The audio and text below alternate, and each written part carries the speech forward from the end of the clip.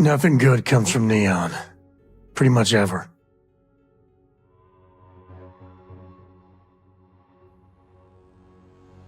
There is a version of this story where Neon is a triumph, where ingenuity, or at least the corporate variant of ingenuity, the kind that tends to outlast all others, looked at a planet drowning under its own endless oceans, a world the universe had never bothered to give a reason for, and saw not a dead end, but an untapped opportunity, where a fishing platform became a city, where an accident became an industry, where a place that had no earthly reason to exist transformed into one of the most visited destinations in all of the settled systems.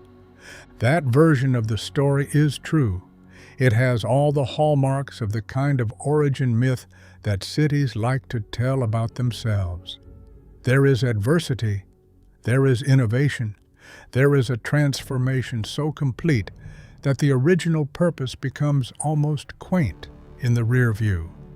What that version leaves out, what Neon has every commercial interest in leaving out, is the question of who the city was actually designed to serve. Not who fills its streets and crowds its pleasure halls and stands at its railings with Aurora warm in their veins and the lights of the city burning in the wet air around them. Not who benefits, incidentally, from Neon's existence, but who the machine was built for. Because Neon was not built for its residents. It was not built for the hundreds of thousands of people who found themselves drawn here across the years, each arriving in search of something they may not have been able to articulate. It was built to extract value from a water-covered planet and from everything that could be brought to that planet thereafter. Everything else, the music, the color, the specific quality of sensation that the city provides, was designed to maximize the efficiency of that extraction. Understanding Neon means sitting with that distinction. It means allowing yourself to experience the city as genuinely beautiful, genuinely alive, genuinely compelling, and asking simultaneously what it costs to be inside it. Volii Alpha is a planet that should not, by any reasonable measure, support a city. Before Xenofresh arrived, the Volii system was an unremarkable corner of the settled systems, not yet claimed by the United Colonies, not yet part of the Free Star Collective, a surveying target at best, an oversight at worst. Volii Alpha itself is almost entirely ocean, not the gentle, inviting kind, the kind that has been churning since before any human being ever thought to look in this direction. The planet's atmosphere generates storms that are not seasonal events, but permanent fixtures, structural features of a world that has been defined by turbulence for geological epochs and shows no signs of reconsidering that definition. It is an inhospitable place. That is putting it gently. Xenofresh Corporation built there because the ocean was full of something they wanted. That is the entirety of the founding logic. The planet was not chosen for its promise as a home. It was not surveyed for its potential as a trading post, a colonial outpost, or any of the things that motivate settlement in the settled systems.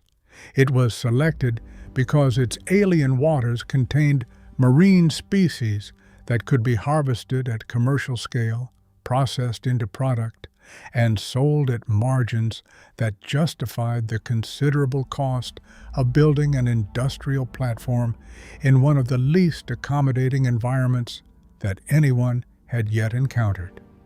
The platform they built was functional in the specific, slightly brutal way that purely industrial structures tend to be. It was not a city. It was not intended to become one. It was a machine for harvesting fish, and it looked like a machine for harvesting fish. Massive, metallic, purposeful in the narrowest sense of purpose. Workers came because workers were needed. They lived in facilities that met the operational definition of adequate without much exceeding it. The ocean raged below them, and the sky provided nothing in the way of comfort, and Xenofresh's interest in the welfare of its platform workers extended precisely as far as their continued productivity required. This is the world that exists before Aurora, before the accident that changes everything. Because what happened next on Volii Alpha, what turned this particular story from the story of a fishing platform into the story of a city, was not ambition. It was not a visionary corporate leader seeing potential that others had missed. It was a biological discovery so unexpected that the initial reports were questioned at multiple levels of Xenofresh's internal review processes before anyone was willing to accept what the data was showing. Among the species in Volii Alpha's waters, among the creatures that Xenofresh had been pulling from the depths and processing through the same operations they applied to everything else they harvested, there was a fish, native to these specific waters, catalogued as the Chasmbass, unremarkable by the standards of anything that was ever pulled from the waters of an alien world. The kind of organism that would attract no particular attention, the kind that would have been processed and packaged and sold and forgotten. Except that when you process this particular fish, when you put it through the rendering operations that an industrial fishing platform performs at scale, you get something that nobody was expecting, a compound. One that, when refined and isolated and eventually synthesized into the form that would come to define a city and a culture, produces effects on human consciousness that have no parallel in anything previously available anywhere in the settled systems. That compound became Aurora, and Aurora is the reason neon exists in the form it does.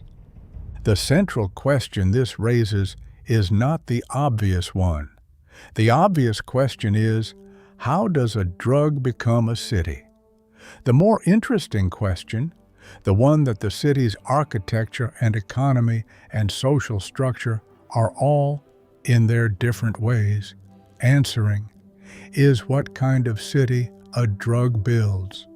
What values get encoded in the streets and the towers and the power structures when the entire enterprise originates in the discovery that you can profit from altering the human mind? Because the answer, standing on the rain-slicked walkways with the lights of neon burning around you and the ocean invisible but audible far below, is written in everything you see. Aurora is classified across the settled systems as a powerful and addictive hallucinogen.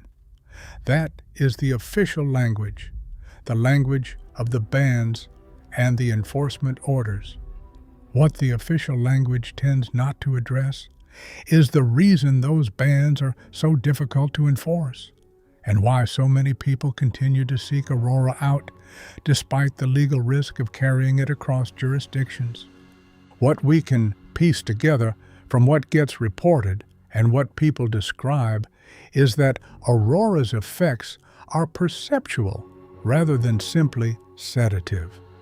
The Chasmbass secretes something that, when refined, appears to alter the texture of consciousness rather than suppress it. Based on accounts from those who have used it, the experience seems closer to a radical opening than any kind of numbing, a hallucinatory state that users describe not as disorientation, but as a strange, heightened clarity. Whether that description reflects something genuine about Aurora's pharmacological action, or whether it reflects what people want to believe about a drug they're choosing to use is, honestly, a question without a clean answer. What the lore makes clear is that when Aurora was first isolated and tested, medical authorities initially approved it. They found no apparent harmful side effects. The United Colonies promptly banned it anyway, suggesting that the concern was less about physical harm and more about the nature of what Aurora does to the mind. An absence of measurable harm isn't the same as an absence of consequence. The fact that Aurora is classified as a stimulant addiction risk, while also being described as a hallucinogen, suggests a pharmacological profile that resists easy categorization. It is also illegal in every major jurisdiction of the settled systems. The United Colonies have prohibited it. The Freestar Collective, whose philosophical commitments to individual liberty run deep enough that they have resisted regulating things that other polities regulate without hesitation, have nevertheless drawn lines that include Aurora.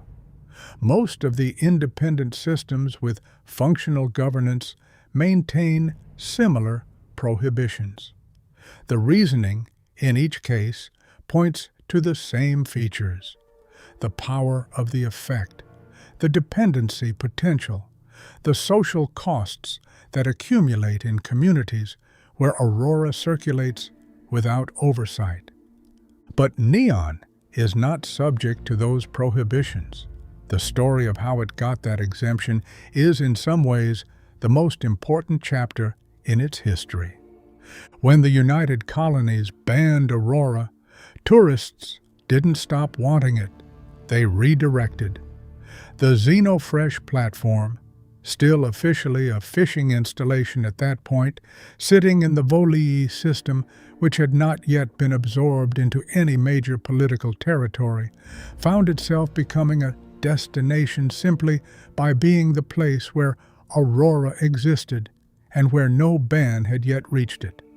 By the time Xenofresh formally transformed the platform into the city of Neon in 2187, the commercial logic had already proven itself. The city was a formalization of something that was already happening.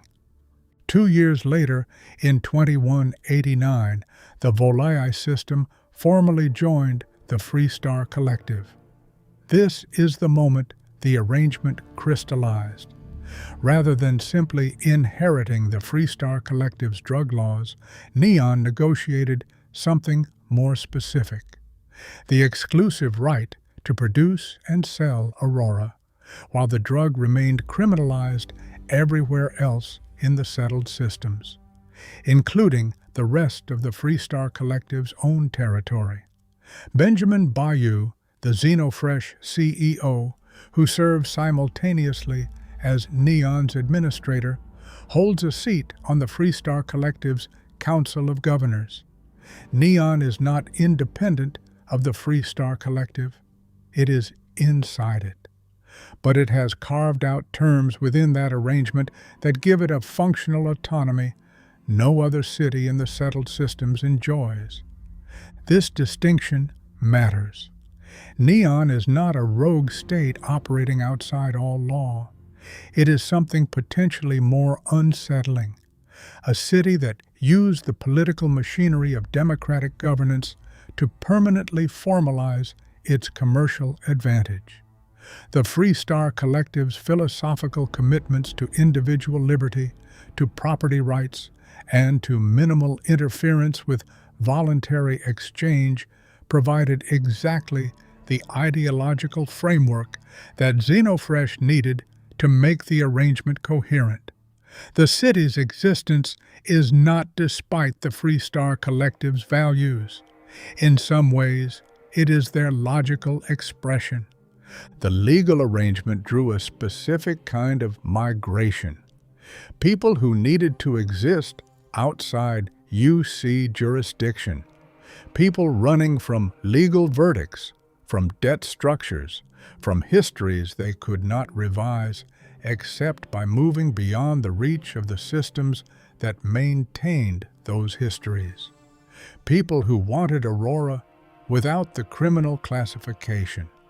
Merchants who recognize that wherever a population of the above congregates, there is commerce to be done, and eventually, drawn by the accumulated gravity of all this human activity concentrated in one place, businesses that would have operated perfectly comfortably in respectable UC cities arrive too, because commercial opportunity doesn't ask many questions about the neighborhood. Neon grew upward. The platform was fixed. The ocean surrounded it on every side, and the only available direction was vertical. This produced a density that would have been unusual in any planned city, but was here the result of simple physical constraint. Buildings were stacked on buildings. Walkways were built above other walkways. The city layered itself over time in ways that began as pragmatic adaptation and eventually became deliberate, because Neon's developers understood quickly that vertical space was also social space, that where you lived in relation to the churning water below was a legible signal about your position in the only hierarchy that mattered in a city-state with no civic governance and no claim to equality.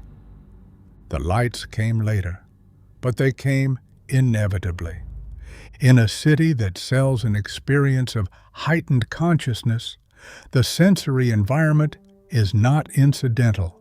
It is part of the product. The wash of colored light over wet metal surfaces, the pulse of signage visible for kilometers across the water, the particular quality of arriving in neon at night from a ship descending through the storm clouds. These effects are not decorative. They are functional. They are the beginning of what the city is selling you, the first dose before you've paid for anything, the sensory argument that you have arrived somewhere worthy of being arrived at. Neon, the city, is named for a quality it deliberately embodies, and that naming, when you sit with it, begins to feel like a transparency that the city doesn't fully intend. The drug and the city share a name because they share a function. Aurora temporarily makes reality feel more luminous.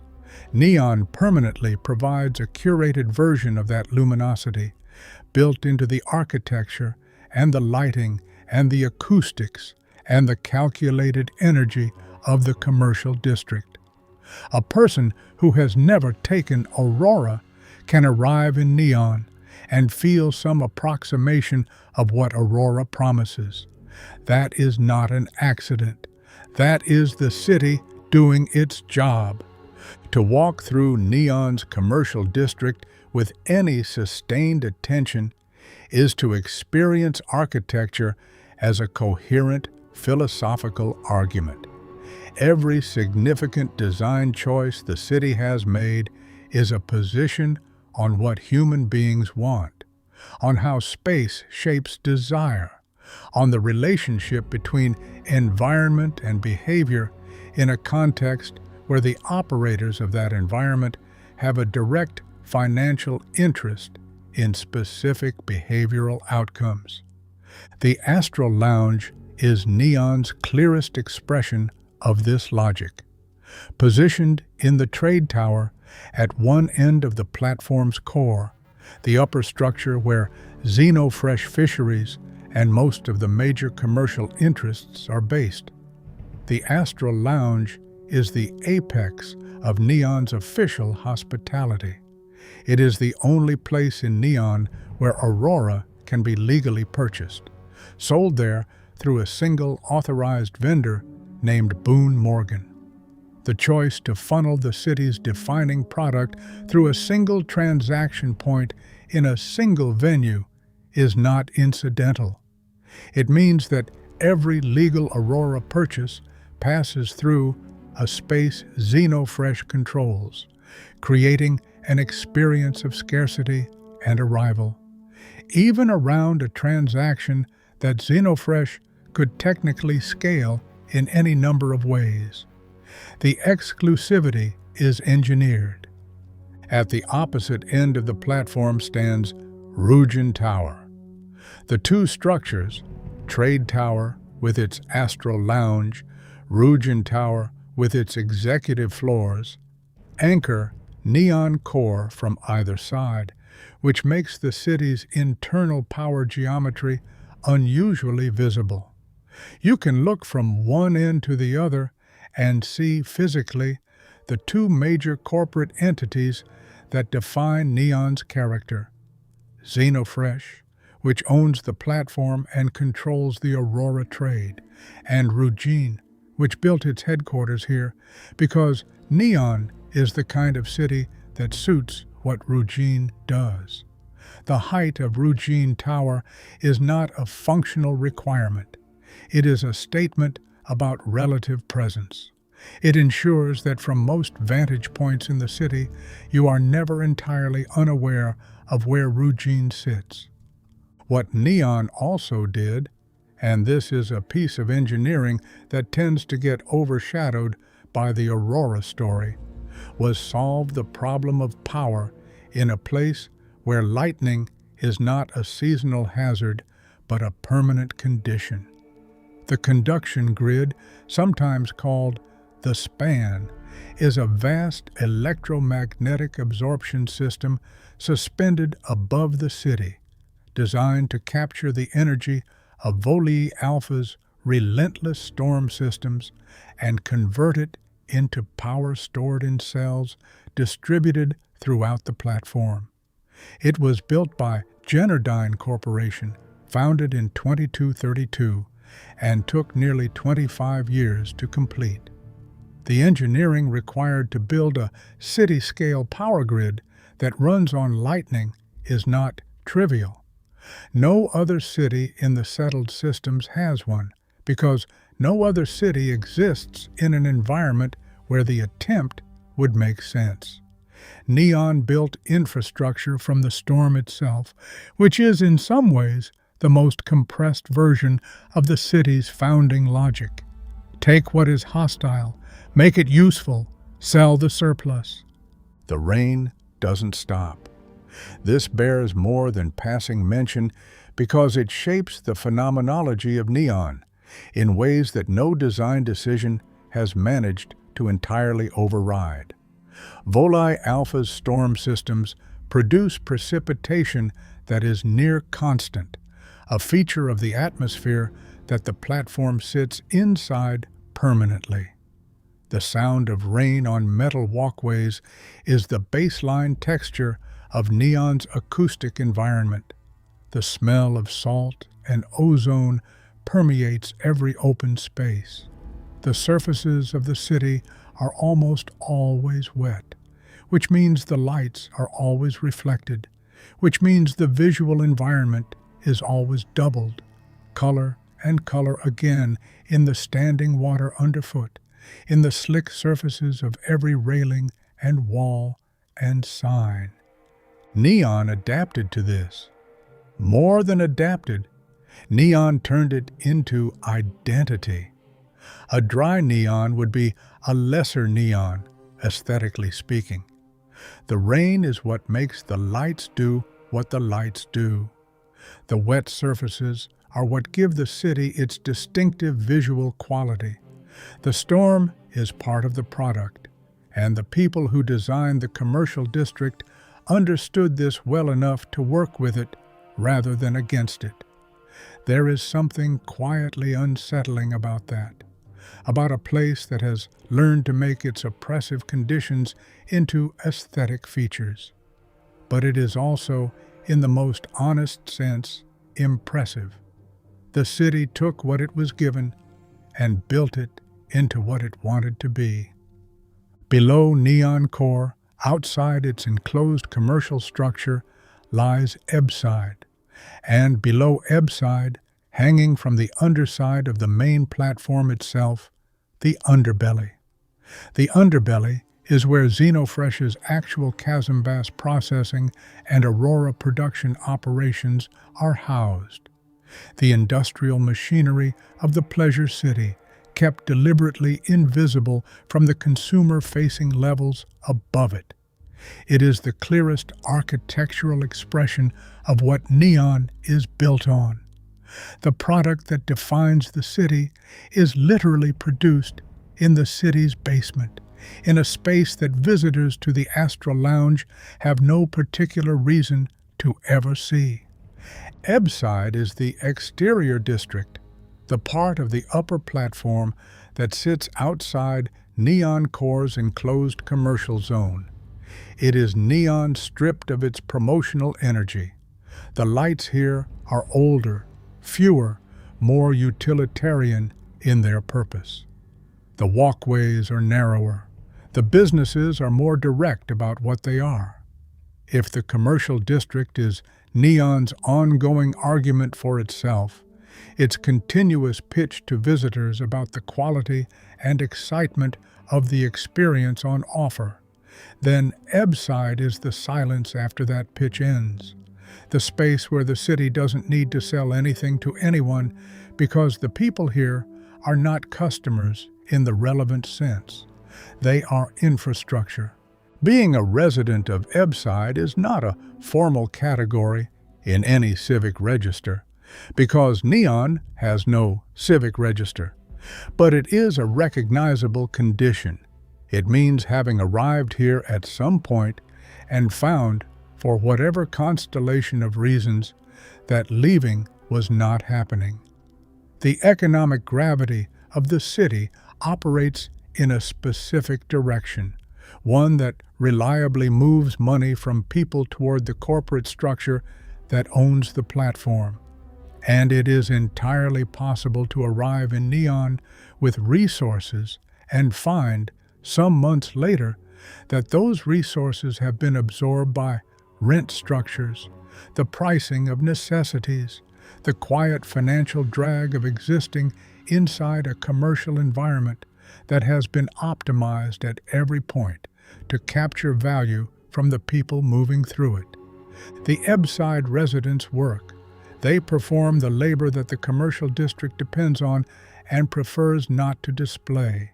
The maintenance, the logistics, the handling of all the physical requirements that an entertainment economy generates but finds aesthetically inconvenient. Some of them use Aurora. Some trade it among themselves, which is technically permitted within Neon's rules, though the application of those rules by Neon security in the lower district has always been flexible enough to serve the security personnel's interests as much as the administrator's policies they nominally represent. What you notice in Ebbside, spending real time there rather than passing through, is the texture of a community that had to build itself in the margins of a system designed around other priorities. There is genuine warmth here, the specific intensity of connection that forms between people sharing a difficult situation over enough time. There is a dark humor that does not travel well upward into the commercial district because it is too knowing about what the commercial district actually is. There is a kind of realism, a ground-level clarity about the nature of Neon that the curated surfaces above work very hard to keep out of the visitor's experience. There are also people here who have simply stopped explaining themselves, not out of resignation exactly, more out of a pragmatic recognition that the categories available for self-description in Neon's commercial culture do not quite fit the life they are actually living. The city offers two legible identities: the visitor, who is passing through and spending money, and the worker, who is permanent and services the visitor.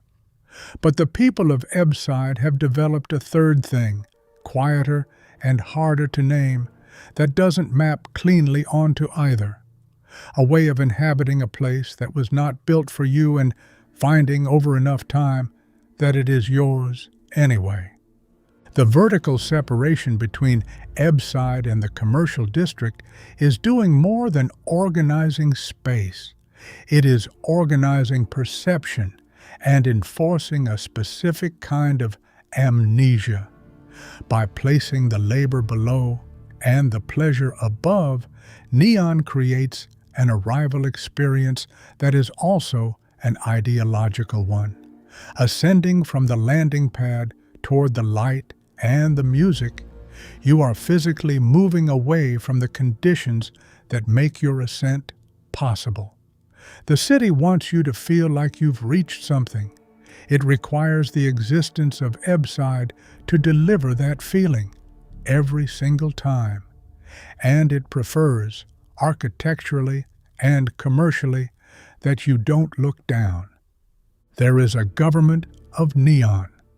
It is just not what most visitors from UC space would recognize as one.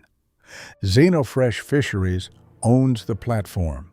Its CEO, Benjamin Bayou, holds the position of Administrator of Neon, a title that gives him, in the city's own terms, absolute authority over its laws.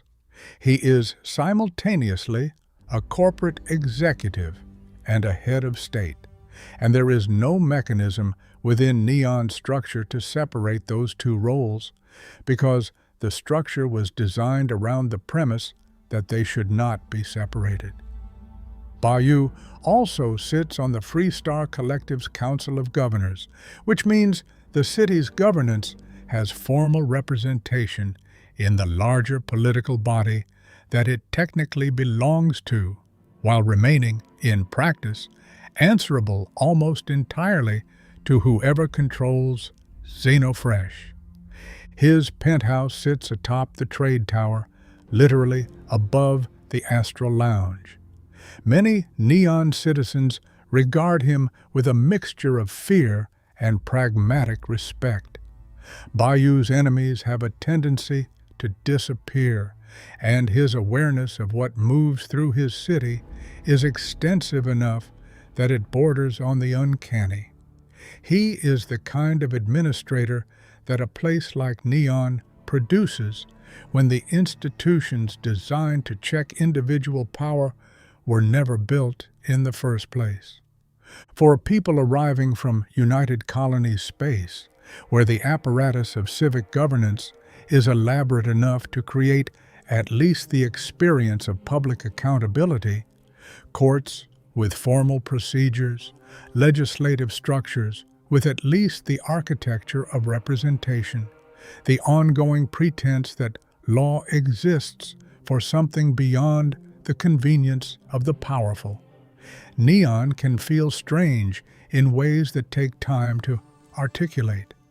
Not because it's dangerous in obvious ways, though it has its dangers, because the relationship between power and rules is more transparent here than most people are accustomed to. In the UC, power tends to dress itself in civic language. In Neon, it hasn't bothered with the costume. What makes the picture more complex is Ryujin Industries, which is not the city's government, but is, in many ways, a second power operating inside it. Ryujin is documented to have an immense amount of influence over Bayou and over the Freestar Collective itself. Influence sufficient to skirt regulations that would bind lesser organizations and to avoid accountability for actions that would end other companies. Ryujin does not set the laws of Neon, but it shapes the conditions under which those laws are applied, which is, in most practical situations, the more important capacity. Masako Imada holds the executive position within Ryujin. She is a figure who rewards careful attention because she is neither the straightforwardly villainous corporate leader that Neon's structure might lead you to anticipate, nor a secret idealist operating inside a corrupt system. She is something more precise than either of those. Someone who understood from early in her career that power in an organization like Ryujin is built slowly, through demonstrated competence and strategic patience, and the cultivation of enough internal trust to survive the inevitable turbulence that comes with operating at the top of a system without external checks on its behavior. She knows what Ryujin is. She has no particular interest in euphemism about it, but she understands the system she manages with a precision that comes from having built significant portions of it herself. Ularu Chen is her vice executive, and Ularu wants what Masako has. Succession tension within corporate hierarchies is not unusual, and by itself, it would not be particularly interesting. What makes Ularu Chen's ambitions meaningful in the context of Neon is the method she is pursuing. Because Ularu Chen has identified something that Neon's entire history has been quietly pointing toward, a principle embedded in the city's design and its economy that she is willing to take to its logical conclusion in ways that even Masako's pragmatism apparently did not fully anticipate.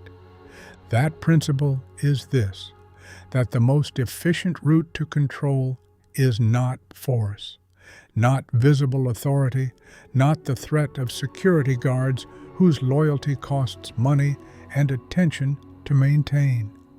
The most efficient route to control is influence, the shaping of what people want, what they believe, who they understand themselves to be. A person who wants to do what you need them to do is infinitely easier to manage than a person who is being compelled. Aurora understood this in the blunt pharmacological way. A city full of people in a state of euphoric openness is a city whose population is, in certain respects, more manageable than a city full of people in their ordinary, defended state.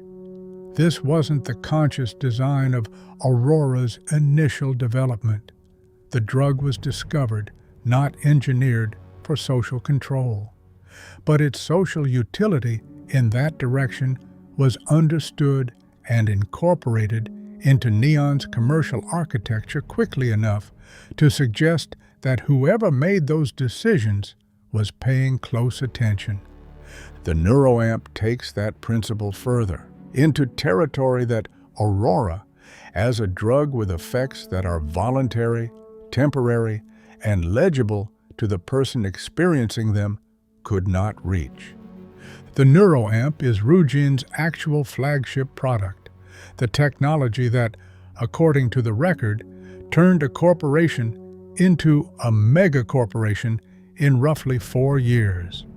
As a public product, it represents a genuine technological achievement, a device that interfaces directly with human neural architecture and enhances certain cognitive capacities. This is what Ryujin sells. This is what built the tower. But within Ryujin's research operations, a more advanced variant has been under development, referred to internally as Project Dominion.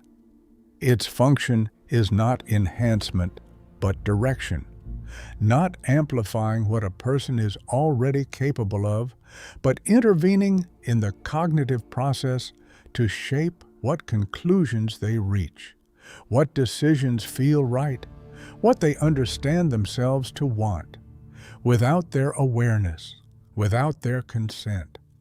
This is what Ularu Chen wants access to, not as a product, not primarily, though the commercial applications are real and have presumably been modeled in careful detail as a tool for consolidating power, a way of ensuring that the people whose cooperation determines who holds Ryujin's executive seat continue to cooperate, a way of making political opposition become indistinguishable from the inside from agreement.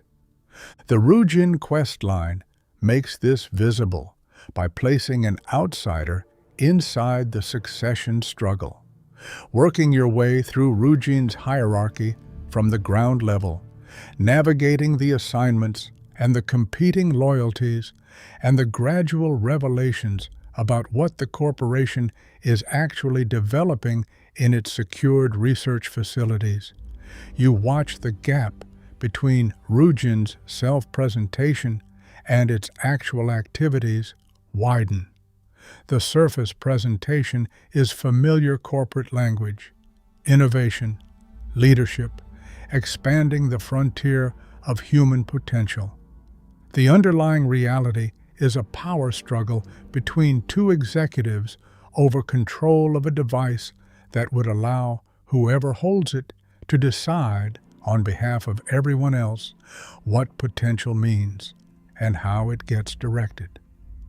Masako Imada is not innocent in this.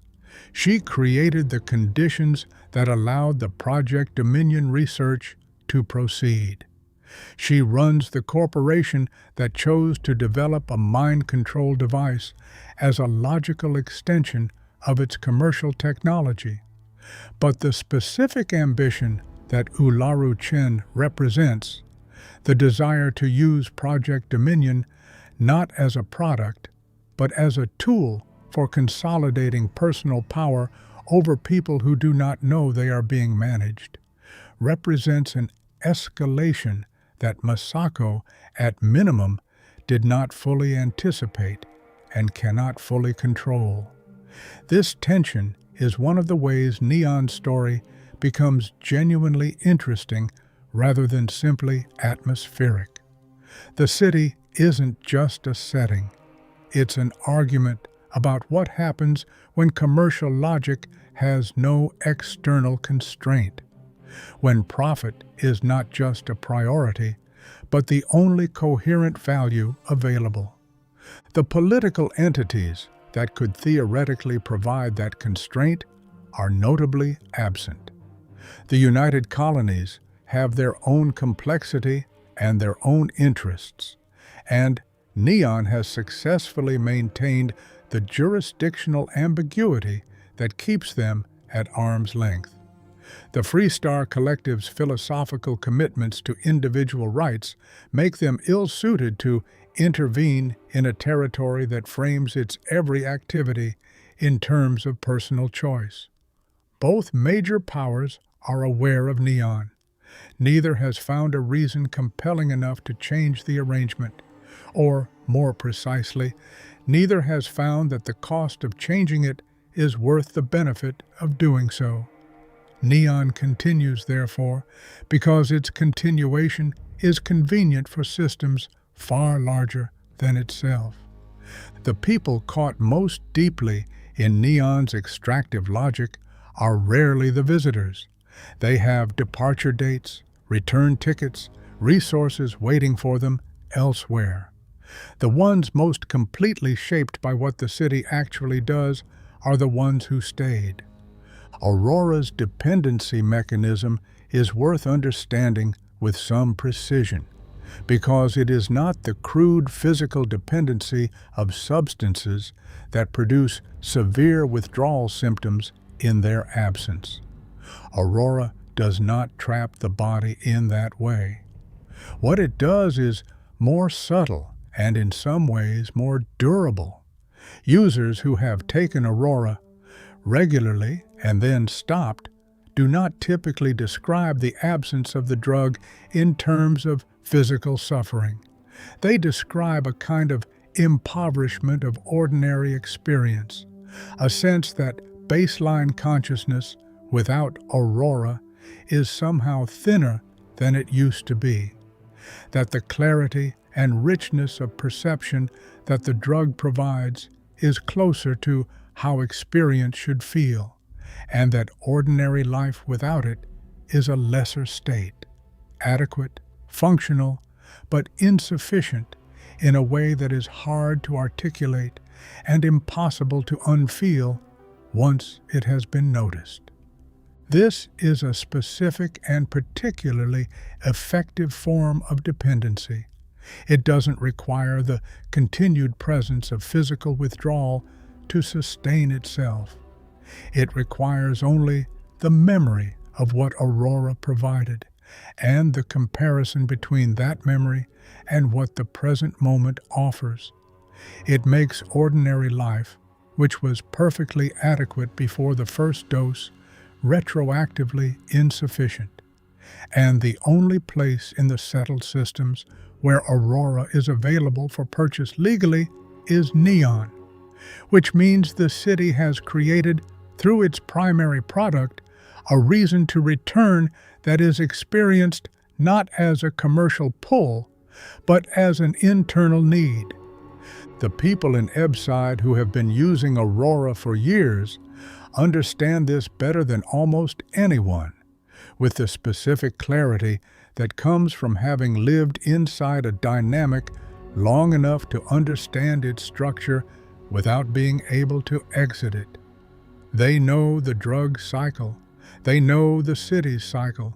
They are not, for the most part, naive about what is happening to them. They have simply been inside it long enough that knowing doesn't change the arithmetic. What exists in Ebbside alongside the exhaustion is community, genuine and irreducible. People who have been in difficult circumstances together long enough to develop the particular texture of care that those circumstances produce. There are bars here where the conversation has a quality that the astral lounge, with all its calibrated sophistication, never achieves. The quality of people talking honestly, because the usual social investments in performing wellness and success have been worn away. There are relationships with a depth that the city's transient population of visitors who arrive seeking transcendence and leave with varying degrees of satisfaction rarely manages to find.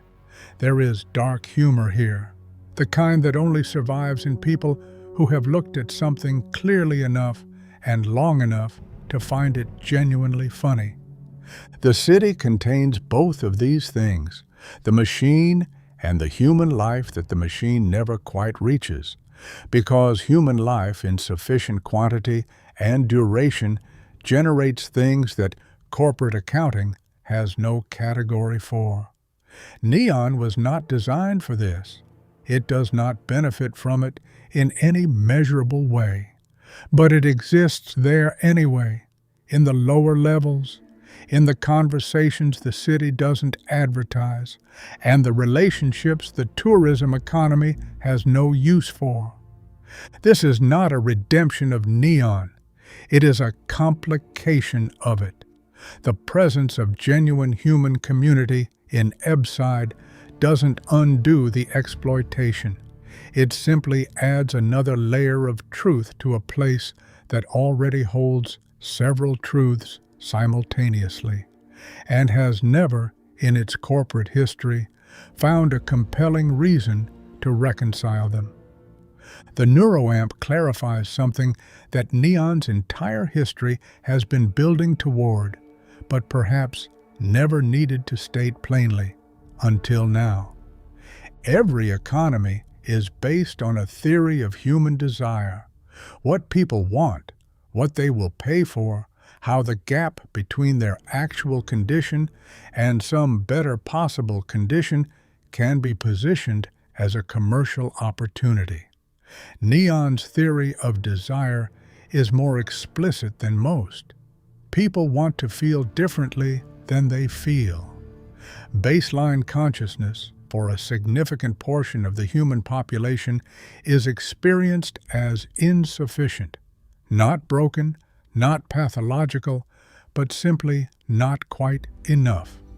There is always some version of experience that feels closer to how life should feel than what life actually delivers on any given ordinary day. Aurora addresses this gap pharmacologically. The Astral Lounge addresses it experientially. The entire aesthetic apparatus of the commercial district addresses it atmospherically.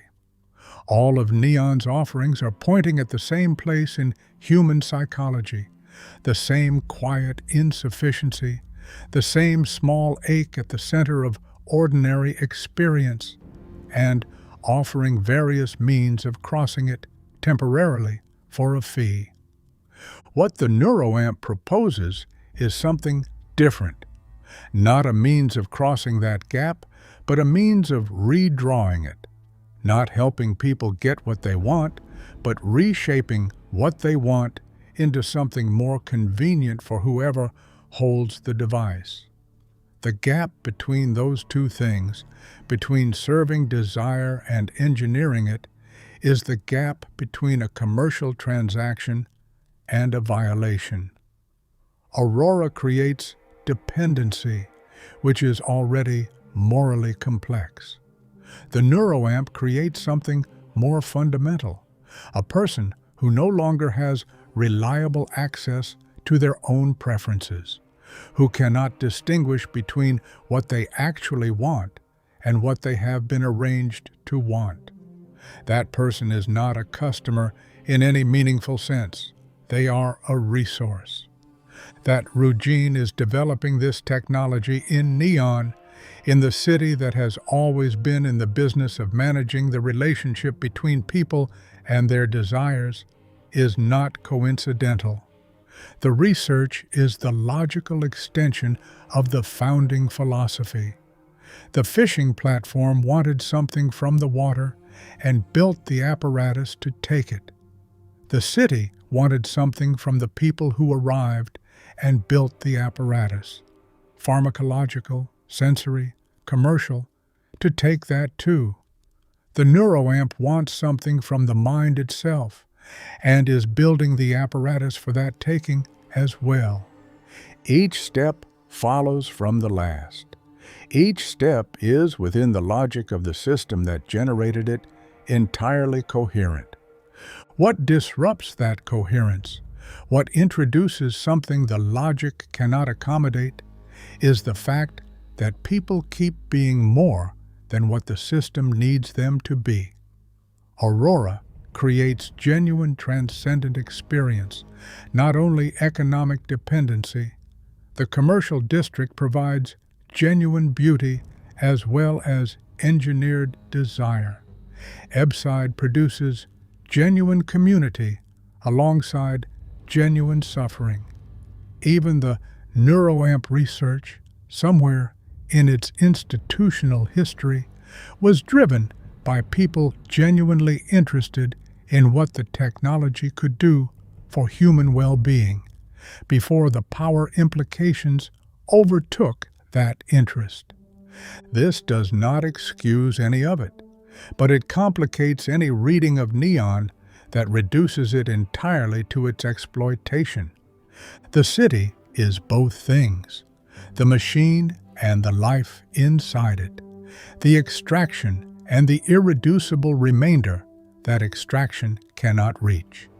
Neon holds these in tension the way it holds the rain, permanently, without resolution, shaped by the condition rather than freed from it. Standing at the railing in Ebbside at an hour when even that district goes quiet, watching the rain come down from a sky that has never once been clear, you feel the weight of the city differently than you do in the Astral Lounge. Up there, the question is how to feel more. Down here, the question is how to feel enough. Both questions are real. Neon built its economy on the first one, and in doing so, forgot the second entirely. That forgetting is where most of the suffering comes from. We began with a version of this story in which Neon is a triumph, a fishing platform that became a city, an accident that became a culture, a planet that had no reason to be inhabited that now holds countless lives in its vertical, rain-soaked, neon-lit architecture. That story is true. It's also incomplete. The completion is not a reversal, not a simple inversion that reads, Neon is purely corrupt, purely exploitative, purely a machine in the most reductive sense of that word. The completion is a layering, an insistence on holding both the beauty and the cost in the same frame, without letting either one dissolve the other. What Neon ultimately reveals about the settled systems is something the official self-presentations of its major factions prefer to leave unexamined. The United Colonies have their civic architecture, their formal governance, their implicit claim to represent human civilization at something approaching its best. The Free Star Collective has their philosophy of liberty, their idealism about what individual freedom can achieve when it is given room to operate. Neon is not between these two visions. It is formally inside one of them, a member of the Free Star Collective's territory, represented on its Council of Governors. And yet it sits, philosophically, as a challenge to both. What makes Neon's position interesting is that it used the Free Star Collective's own founding values: individual liberty, property rights, freedom from overreach, to carve out permanent institutional space for something that many within the collective would find deeply uncomfortable. The city's arrangement isn't a failure of Free Star governance. Based on the values the collective has committed to, it's hard to argue that it could have reached any other conclusion. Neon is the Free Star Collective's principles taken at their word, which turns out to be something quite different from what those principles imagine themselves to produce. The United Colonies, meanwhile, have no jurisdiction. They banned Aurora and watched the tourists leave for somewhere else. They are aware of Neon. The argument for intervention has apparently never been compelling enough, or the relationship between the UC's economic interests and Neon's commercial activity has always made the costs of conflict greater than the costs of coexistence. The question we started with, what does it mean to live inside a machine that was never designed to care about you, reveals itself after enough time in Neon as a question with a displaced referent. Because the machine is not only Neon. Neon is the legible version of something that exists throughout the settled systems in more dressed up, more deniable forms. The United Colonies economy has its own extractions. The Free Star Collective's liberty philosophy has its own populations that fall through whatever floors the philosophy imagines it builds. What Neon does is remove the deniability, build the extraction into the literal architecture, name the city after what it sells. And in that honesty, however unintended, something becomes legible that tends to stay hidden elsewhere. The neuroamp, if it is ever deployed at scale, would make that legibility impossible. It would close the distance between what people want and what they are made to want, making the machinery of desire invisible by making it indistinguishable from the self. That is the final step in the logic Neon has been following since the first Chasmbass was processed on a platform in a storm-battered ocean, on a planet no one was paying enough attention to.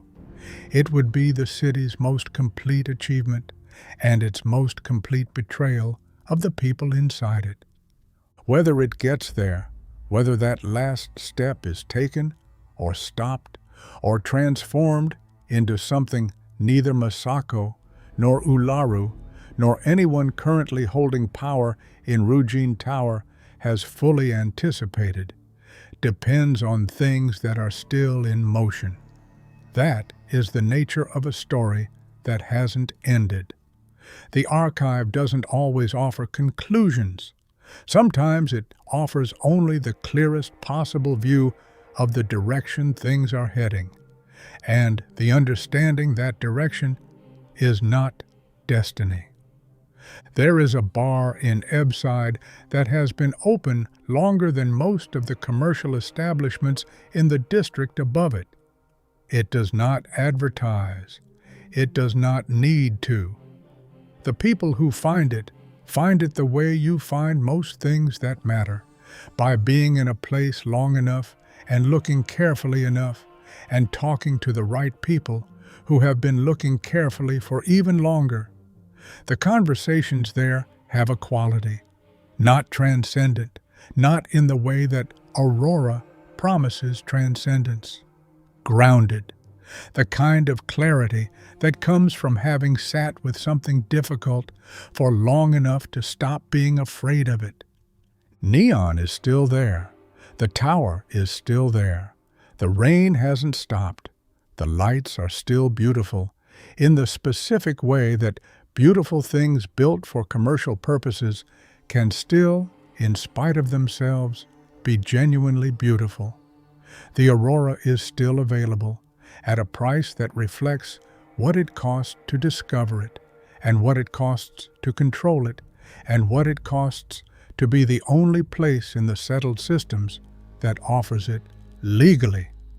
And underneath all of that, underneath the extraction and the architecture and the neuroamp humming somewhere in a secured research facility, and the succession politics and the calculated aesthetics and the dependency cycles and the corporate governance that is the only governance available, underneath all of it, and despite all of it, people are still talking honestly to each other, still finding things in each other that the machine has no category for.